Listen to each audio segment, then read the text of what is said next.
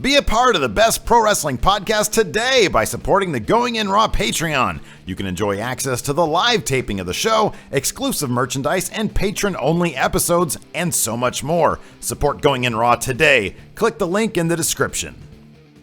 Hey friendo, Steve here. And Larson. Now that the commissioners of Raw and SmackDown have been announced and the general managers for each show are set to be named this Monday on Raw, we thought it was time for us to lobby the powers that be at WWE to name a worthy candidate for such an illustrious position. Yesterday we counted down 9 potential GMs who were deserving of the title, but today we're going to do the opposite.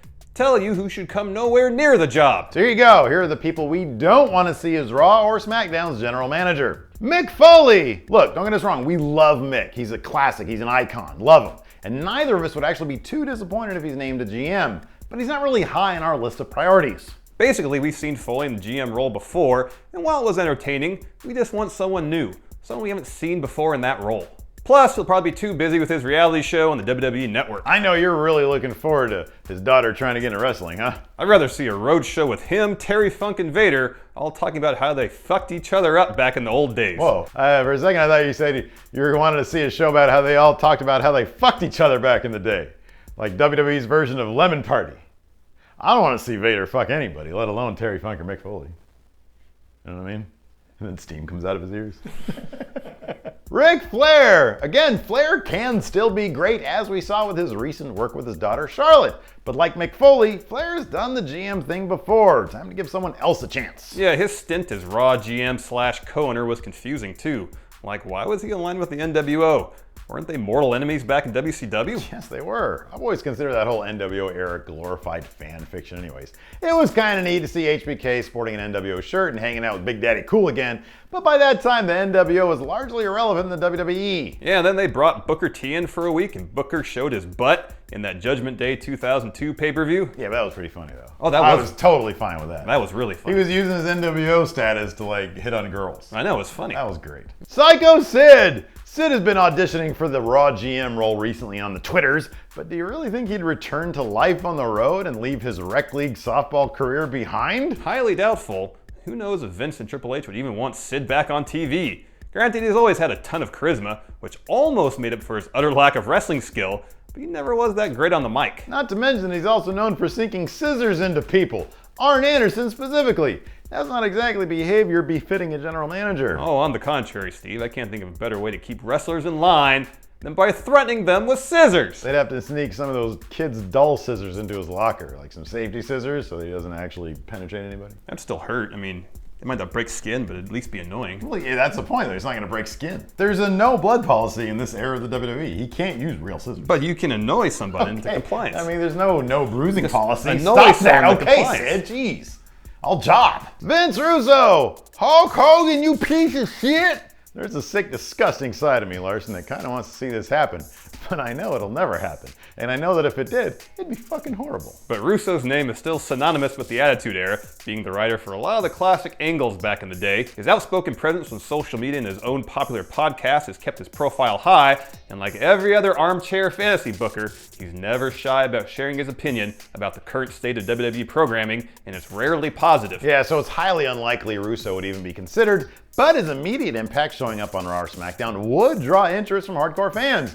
I just remember his on-camera days in WCW, and honestly, it kind of makes me want to throw up. Because he made David Arquette world champion? Well, apparently that was Tony Schiavone's idea. No, I hated his baseball jersey gold chain combo he always used to wear to get matted in his weird chest hair. Plus, he thought Jeff Jarrett could draw money. No one ever thought Jeff Jarrett could draw money. Except for Vince Russo and Jeff Jarrett. I'm not even sure Jeff Jarrett thinks that. Come here, slap nuts. Come here, slap nuts. He had like a really wimpy voice. Come here, slap nuts. The only time Jeff Jarrett ever drew money was when he had China pinning him for the IC title. Lex Luger! The Lex Express still has some name value in the wrestling business, and while the total package was quite the physical specimen back in his wrestling days, he wasn't ever terribly renowned for things like charisma, personality, or the ability to speak words. So it's highly doubtful that fans would respect Luger personally or professionally if he returned as GM of Raw. He'd probably come out in the same puffy collarless shirt he wore during his Nitro debut and drop a really awkward promo about how Raw is now where the big boys play. You're talking about big boys, what is that? Or worse yet, he'd saunter out to the ring and tell Luke Gallows that he wasn't Wolfpack NWO, much to the confusion of basically everyone, most of all Gallows. But it would be great if Bruiser Brody were still alive and he could no-sell all of Luger's directives as GM. Like Luger would tell him, hey Bruiser, you've got a match with Kane tonight, you got a job out. But instead Brody just runs in during a Baron Corbin-Zack Ryder match and starts beating up everybody. Like, what is Luger gonna do? Because he's in a proverbial cage. Yeah. He can't escape his contract. I mean, he has to climb out of it like in a huff, but he can't get out of it. He can't get out of it. Yeah, he just keeps on getting proverbially, metaphorically beaten down by Bruiser Brody. I'm sure at some point Bruiser would probably just beat the shit out of him anyways. Yeah, but then For real. Bruiser would go to a metaphorical shower and get metaphorically stabbed to death. Scott Steiner! Again, this may be a list of GMs we don't want to see, but really there's a fucked up part of Steve that really wants to see Scott Steiner as a GM. Because whenever Samoa Joe shows up on main roster, which will happen, he can rekindle their TNA feud when Steiner would refer to Joe as a fat bastard. That'd be awful. Look, Steiner has his hands full owning and operating a Shoney's in Ackworth, Georgia, which, if his Yelp reviews are to be believed, is either amazing or an utter shithole. It's weird. Look at the Yelp reviews. The reviews are either glowing or horrible. We suggest you check it out for yourself, though, in Ackworth, Georgia. But the big bad booty daddy, if he did have the time to be a GM, would simply be a man out of place in today's WWE product. Yeah, for example, he can't talk about his freaks or having what's certain to be gross sex on the wives of other wrestlers. Hell, even fat-shaming Samoa Joe by saying he'd only be scared of him if he was just like a hamburger. It's probably a no-no in today's be-a-star culture. I'll be honest. Steiner as GM would probably be amazing. I know. Such an absolute train wreck. I know. Remember the multiple times Steiner slapped a girl's ass on camera and he always used a kung fu grip so his fingers basically started digging in an asshole? You can't get away with that in WWE today. Remember he did that to Jamie Noble's girl. I forget her name. But he like slapped her ass and you can just see his hand was like really into it. So gross. But go check out a Shoney's. I guess. Leave a review. Yeah. Eric Bischoff. This is Larson's pick, and Larson's pick alone. For one, I'm all in favor of Bischoff's return to WWE television. After all, in the NWO theme song, Larson, he did say, "We are in control." And that is legitimately the highlight of his entire career. He's basically ruined everything else he's touched during his 10 years in WCW, WWE, and TNA. Sure, he created the NWO, but he completely gutted the entire storyline in short order. You know, my personal favorite story about Eric Bischoff came from X-Pac, who claimed that Hall and Nash put Bischoff in a closet after Eric fired the former 1-2-3 Kid. Evidently, the only thing Bischoff was in control of was a broom, maybe a mop and a bucket, or some cleaning supplies. Yeah, but how can you not love that smarmy smile of his? Like in a heel role. He'd be a great heel GM. Remember how weird and great it was to see him and Vince hugging at the top of the ramp when he was brought in as Raw's general manager? I'd honestly prefer the anonymous Raw GM before Bischoff. Whoa, hold on, we're getting out of hand here. Nobody wants to see that at all. That's like such a terrible idea, it's not even on this list. Actually, we should put it at number 1 on the other list. Bret Hart! Poor Bret. He was, in the eyes of many, especially his own,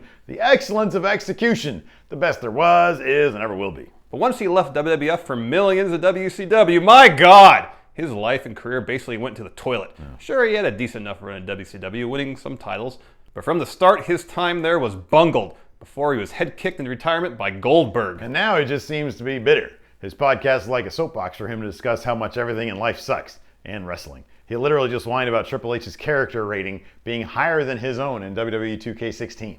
But he's not all bitter. He did recently mention his backstage experience at WWE Payback was a positive one, and said everyone treated him well, including the Authority. But instances like that are few and far between. One of my favorite parody Twitter follows right now is the Bitter Bret account, because the guy running it really makes it sound like Bitter Bret. In any event, we're pretty sure Bret would never take the role even if offered, simply because we doubt he'd want to be a direct employee of a McMahon ever again, even if it was a work. Because if there's one thing that's true about Bret, he really took pro wrestling very seriously. Maybe too seriously. Like, who cares what Triple H's character rating is? He's the game. He practically runs the company. It's all about the game and how you play it.